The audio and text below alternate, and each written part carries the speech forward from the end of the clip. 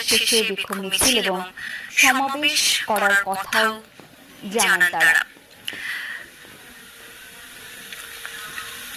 দর্শক, ঢাকা বিশ্ববিদ্যালয়ের কবরস্থানের সামনে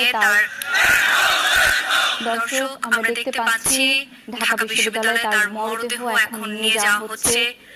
আমরা সরাসরি সেই চিত্র দেখতে পাচ্ছি। দর্শক, আপনারা দেখছেন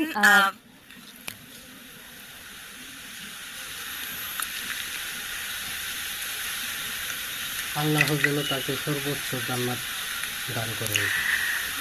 দর্শক, আমরা সরাসরি দেখতে পাচ্ছি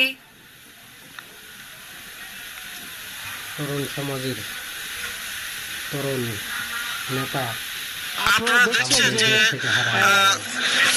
শরীফ ওসমান হাদির তার যে মরদেহটি অ্যাম্বুলেন্স থেকে নামিয়ে সে দাফন যেখানে দেওয়া হবে, যেখানে দেওয়া